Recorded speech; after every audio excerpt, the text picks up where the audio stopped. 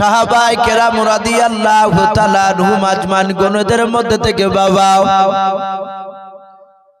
একজন বিশিষ্ট সাহাবা আনাস বিন মালিক রাদিয়াল্লাহু তাআলা আনহু সব সাহাবার সামনে গিয়ে বাবা জানোয়ারটার একেবারে কাছাকাছি চলে গেলেন। প্রায় নৌকা থেকে বাবা 2.5 থেকে 3 হাত দূরে বাবা জানোয়ারটা দাঁড়িয়েছিল।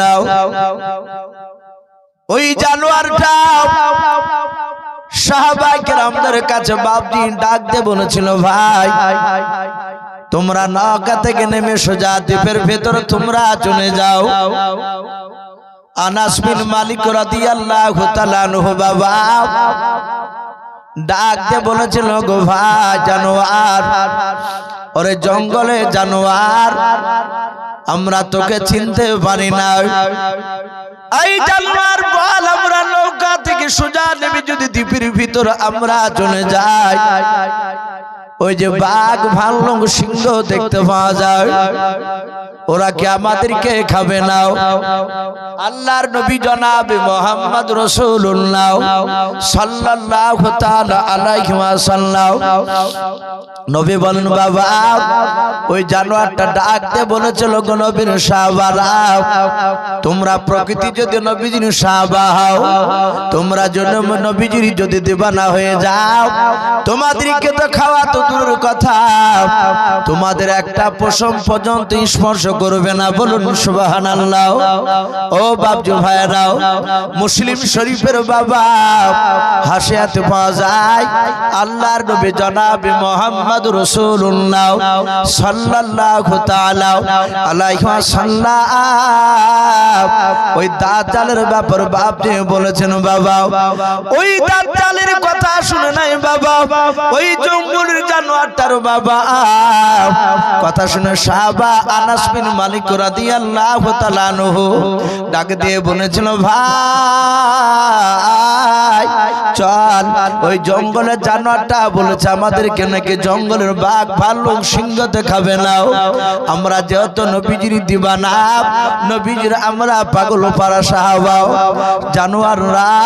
জানোয়ারটা যখন খাবে না বলেছে আমাদের কার খাবে না, তাড়াতাড়ি জল নামিয়ে চল। সাহাবারা বলেন, আমরাও সোজা নৌকা থেকে নেমে সোজা দ্বীপের বাবা ভিতরে চলে গেলাম।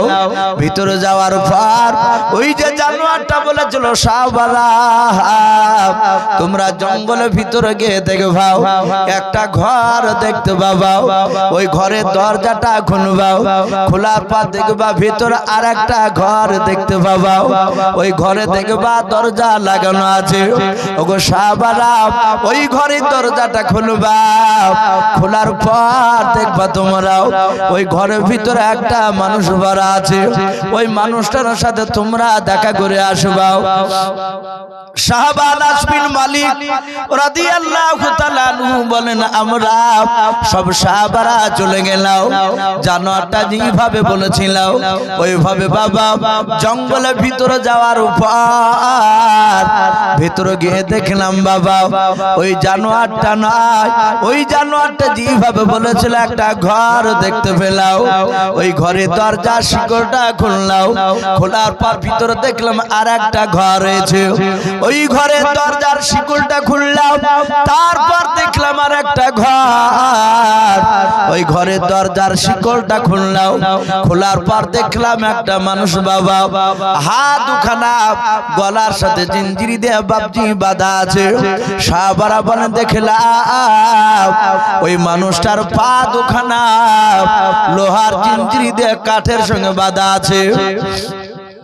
সাহাবারা বলেন, আমরা সকলে আশ্চর্য হয়ে গেলাম, চারিদিকে পানি, পানির ভেতরে একটা দ্বীপ, আর ওই দ্বীপের ভেতরে বাবা ঘর, তার ভিতরে আবার ঘর, তার ভিতরে বাবা ঘর, আর ঘরের ভেতরে একটা জানোয়ার নয়, একটা মানুষ জিঞ্জির দিয়ে তার হাত পা বাঁধা রয়েছে।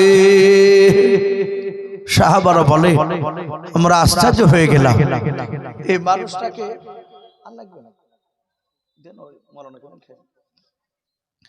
বলে আর এটা অবাক হওয়ার এটা স্বাভাবিক যে চারিদিকে বাপজি বালি আর জঙ্গলের ভিতরে বাঘ ভালুক সিংহ আর তো কোনো মানুষকে দেখা যায় না এই মানুষটা ঘরের ভিতর ঘর তার ভিতর ঘর তার ভিতরে ঘরের ভিতরে লোকটা বাঁধা সাহাবারা বলেন দেখলাম তার একটা চোখ কানা সে দেখতে পায় না আমরা সব সাহাবারা আশ্চর্য হয়ে গেলাম একে খাবার খেতে দেয় কে এই জঙ্গলের ভিতরে বাপজি সে ভরা আছে দ্বীপের ভিতরে বাধা আমরা সবাই শুধু লোকটার দিকে চেয়ে আছি কেউ কাউকে কথা বলি না হঠাৎ করে দেখলাম যে লোকটা বাধা ছিল জিনজিরি দিয়ে সেই লোকটা নবীর সাহাবাদেরকে ডাক দিয়ে বলছেন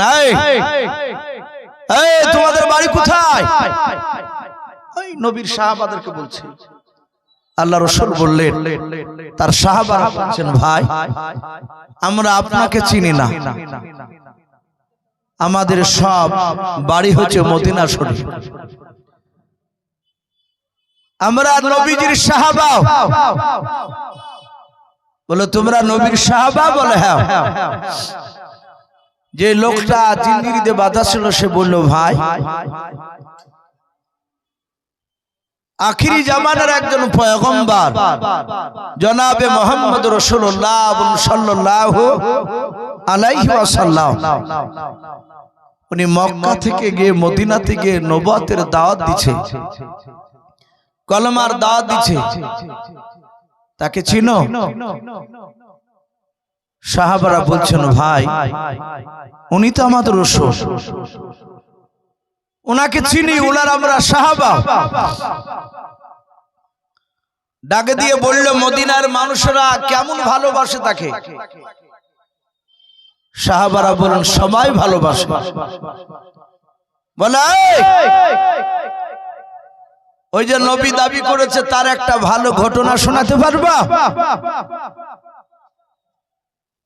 সাহাবারা বলেন হ্যাঁ অবশ্যই পারবো বলো বলো তিনি ওই জিঞ্জিরি দিয়ে বাঁধা আছে সে নবীর সাহাবাদেরকে জিজ্ঞাসা করছে বলো সে মুহাম্মদ সাল্লাল্লাহু আলাইহি ওয়াসাল্লামের একটা ভালো চরিত্রবান ঘটনা শোনা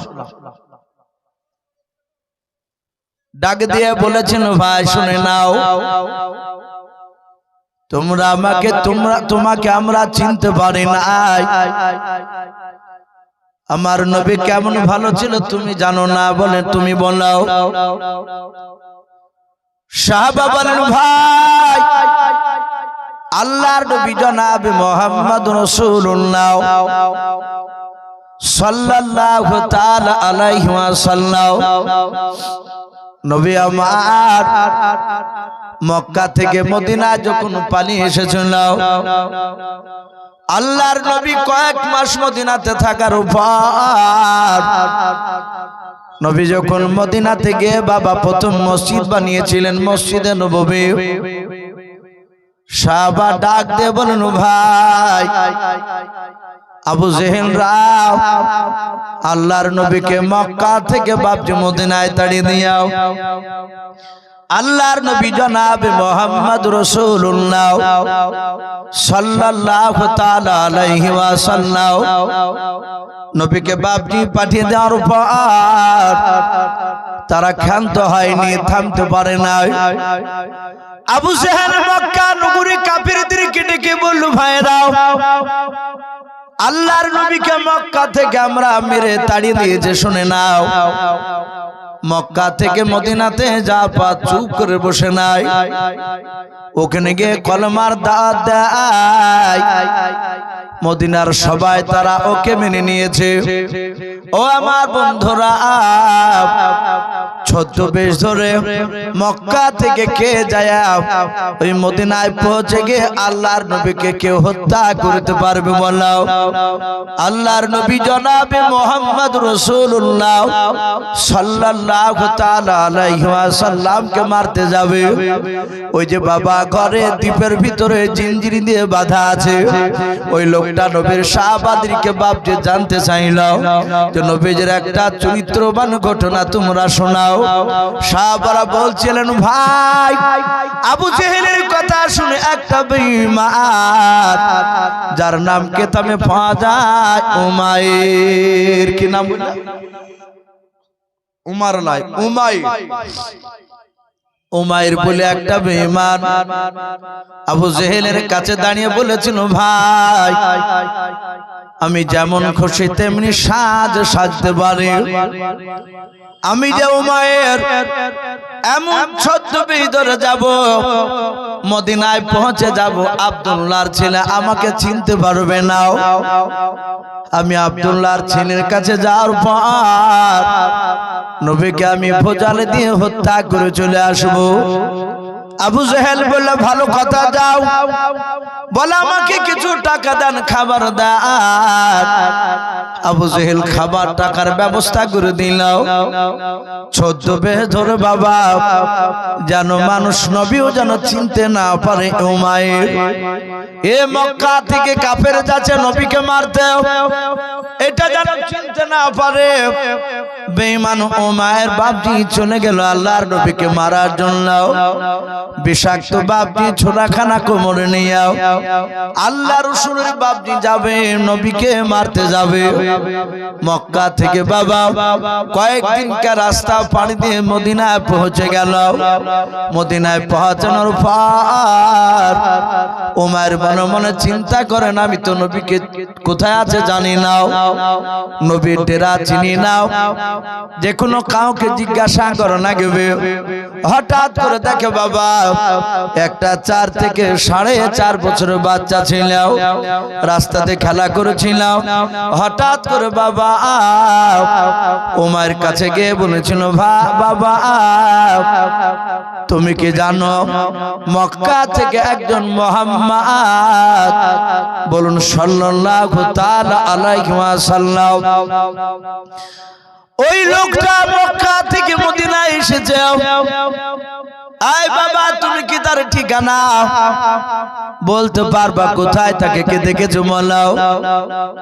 4.5 বছরের বাচ্চা ছেলেটাও ওই ইহুদি বাবা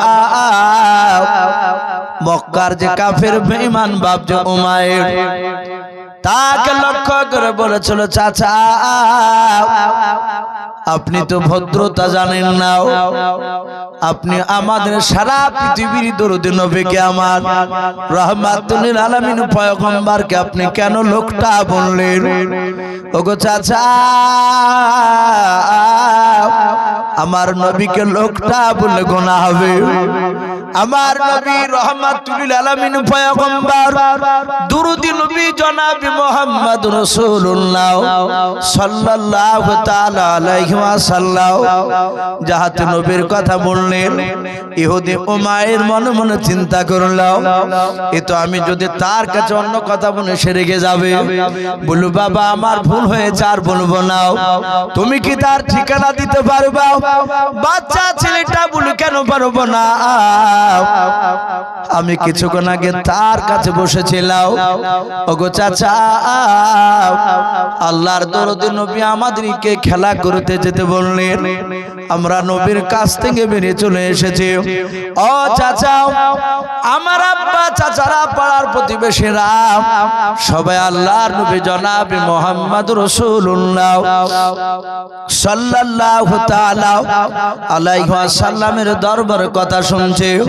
ও বাপজি ভাইরাও আল্লাহর দরদে নবী জনাব মুহাম্মদ রাসূলুল্লাহ সাল্লাল্লাহু তাআলা আলাইহি ওয়াসাল্লাম রহমতের দরুদ নবী আমার সঙ্গে সঙ্গে বাবা ডাক দে বলো যাও আপনি ওই সামনে দিকে চলে যাও।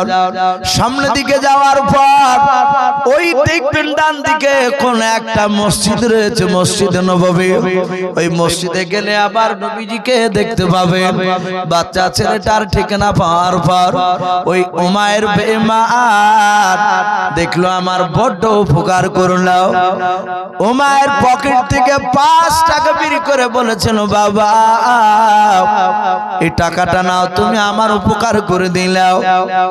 বাচ্চা ছেলেটা 4 থেকে 4.5 বছর বাচ্চা ছেলেটাও হাত ওখানা জোড় করে বলেছিলাম, ওগো আমার চাচা বেয়াদবি হলো মাফ করবেন চাচা। আল্লাহর নবীজি বলেছেন কারো উপকার করে টাকা নিতে নাই। জোরে বলুন সুবহানাল্লাহ। আল্লাহর নবী জনাবে মুহাম্মদ রাসূলুল্লাহ সাল্লাল্লাহু তাআলা আলাইহি ওয়াসাল্লাম রহমতের দরদি নবী আমার।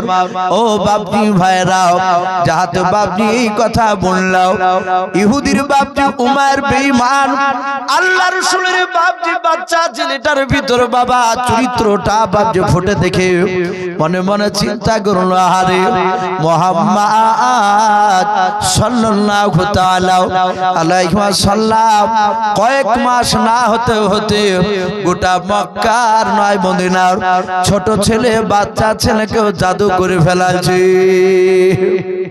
ওদেরকে তো জাদুকরই বলতো করা। আবু জেহেল বলতো নবীকে চিনো না, নবী বড় জাদুঘর, এগুলি তো ভাঙাইতো করা। বলে সর্বনাশ, এই মুহাম্মদ কয়েক মাসের মধ্যে একটা বাচ্চা ছেলেকে জাদু করে ফেলাইছে। আল্লাহ রাসূলের বাপ ওই বাচ্চা ছেলেটা টাকা নিল না। উমাইর সুজা বাপজি মসজিদে যাওয়ার পর মসজিদে নববীর বাবা ভিতরে আপনার প্রবেশ করলো না। যে কোনো বাবা একটা ডালের বাবা কান লাগে দিয়ে নাই, এভাবে বাবা খাজুর পাতার বাপজি পাতাগুলো ফাড়ি দিল। কারণ বাবা আল্লাহ নবীজির সেই সময় মসজিদে নববী খাজুর পাতার ডালে দিয়েছিল বাপজি বেড়া, আমাদের মতন পাকা না। ওই উমাইর কোমরে বাপজি বিষাক্ত ছুরা আপনার নিয়েছে, বিষ মাখানো ছুরা। আল্লাহর নবীজির শরীরে বাপজি একটু কেটে দিলে, চামড়া কেটে দিলে নবী যেন আর বাঁচতে না পারে। বিষাক্ত ছোড়া নিয়ে আল্লাহর নবী জনাবে মুহাম্মদ রাসূলুল্লাহ সাল্লাল্লাহু তাআলা আলাইহি ওয়াসাল্লাম কে বাপজি বাবা মারার জন্য বাপজি মনে মনে চিন্তা করলাম, আল্লাহর নবী দলবল থাকলে তখন যাওয়া যাবে না, নবী যখন একা থাকবে তখন আমি নবীর কাছে যাব। আমি দেখি নবীর সাহাবারা আছে কিনা। যাহাতে বাবা ইহুদি বাপজি খাজুর গাছের পাতা গুলো ফাড়ি দিয়ে দেখতে গিয়েছে। আল্লাহর নবী সাহাবাদের সামনে আলোচনা করেছিলেন। আলোচনা করতে করতে বাবা নবী আমার এইভাবে পেছন দিকে বাপজি যখন তাকিয়েছেন, আর ইহুদি ওই সময় খাজুরের পাতাগুলো বাপজি ফাড়ি দিয়াও আল্লাহর নবীকে দেখছেন। নবী একা আছেন না, সাহাবাদেরকে নিয়ে বসে আছে। যাহাতে বাপজি ওই সময় তাকা ছিল, আল্লাহর নবীর নজরখানা উমারের চেহারার দিকে পড়ে গিয়েছে। দরদি নবী চিনে নিয়েছে, এই তো সে মক্কার উমাইর। আমার কাছে এসেছে, হয়তো বেচারা ভুল বুঝতে পেরেছে, আমার সাথে দেখা করার জন্য এসেছে। আমার মনে হয় আমার সাহাবাদেরকে দেখে হয়তো ভয়ে আসতে পারে না। কত বড় নবীর দিল দেখুন। আল্লাহ রাসূল বলেন, ওগো সাহাবাইকেরা, যা তোমরা এখনই বাড়ি চলে যাও। সাহাবাইকেরাম রাদিয়াল্লাহু তাআলা আনহুম আজমাইন গুনেরাও নবীর কথা শুনে বাপজি চলে যাচ্ছেন। একবার পেছন দিকে তাকায়, আর একবার বাপজি নবীর দিকে বাপজি নয় সামনের দিকে তাকায়। আল্লাহর নবী বলেন, ওগো সাহাবারা, আমি তোমাদেরকে যেতে বলেছি আর তোমরা সামনের দিকে পা ফেলছো, আর পেছন দিকে আমার দিকে কেন ঘুরে ঘুরে তাকাচ্ছো বলো? সাহাবারা বলেন, নবী গো, আপনার কাছ থেকে যেতে আমাদের মন চাই না, বলুন সুবহানাল্লাহ। ও নবীজি আপনাকে বড্ড ভালোবাসি। আল্লাহ রাসূল বলেন সাহাবারা তোমরা এখন চলে যাও, কিছুক্ষণ পর তোমরা আসবা। সাহাবারা বাপজি চলে গেল।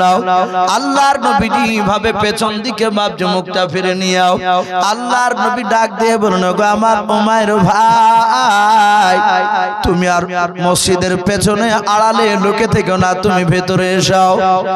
ওমর দেখলে তো দেখে নিয়েছে, সঙ্গে সঙ্গে বাবা আল্লাহর নবীজির মসজিদ নববীর দরজা দিয়ে রে বাবা পা যখন আপনার সামনে দিকে বাবা ফেললেন, যাহাতে দরজার ডান পাটা ঢুকেছে, ওমায়ের বাম দিকে বাম দিকে ডান দিকে রে বাবা দুই দিকে তাকে দেখতে দরজার আড়ালে কোনো সাহাবা লুকে আছে কিনা। আল্লাহর নবী বলেন ও সাহাবা নাই, ও গো উমাইর ভাই আমার কোন সাহাবা এখন মসজিদে নববীতে নাই, আমি একাই ছাড়াও। ওরে আমার উমাইর ভাই তুমি ভয় কেন না ভাই, ভাই তোমার ভয় নাই। উমার বাপটি সোজা নবীর দরবারে চলে গেল। আল্লাহর নবীজিকে বাবা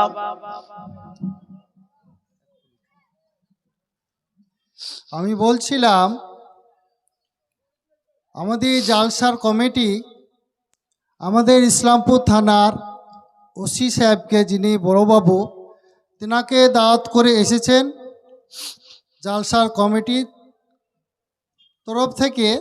তিনি আমাদের জালসার মঞ্চে আসবেন। তিনি জনপ্রিয় মানুষ এবং প্রিয় মানুষ, আমাদের মঞ্চে আসবে 7:30টায় তিনি টাইম দিয়েছেন, হয়তো 10 মিনিট বা 5 মিনিট এদিকে হতে পারে।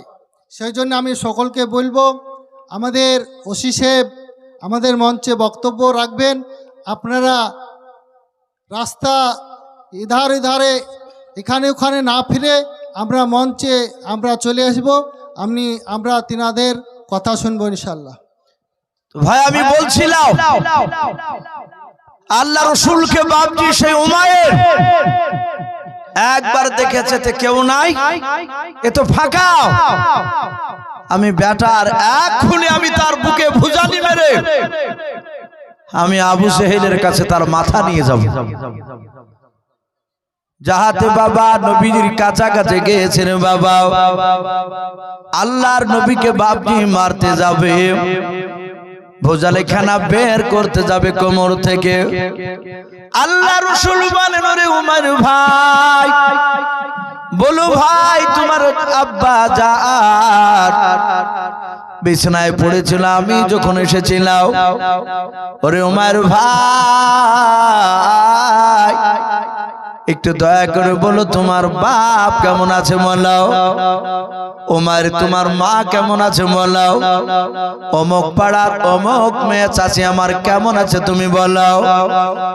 ওমর আর সূরাখানা বের করলো না, আল্লাহর নবীর চেহারার দিকে বাবা ফাল করেছে আছে। আরে এই লোকটাকে এত কষ্ট দিলাম, এত আঘাত করলাম, মক্কা থেকে তাড়িয়ে দিয়েছে, তার উপরও এই লোকটা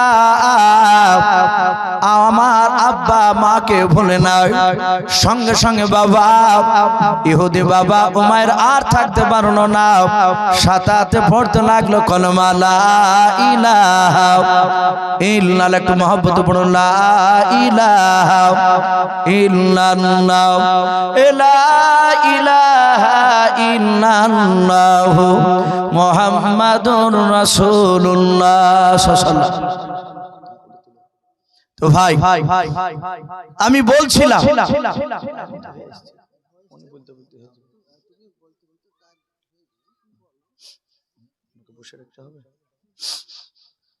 মাশাআল্লাহ ভাই আমরা এই রাস্তা ছেড়ে একটু নিচে নেমে আসি।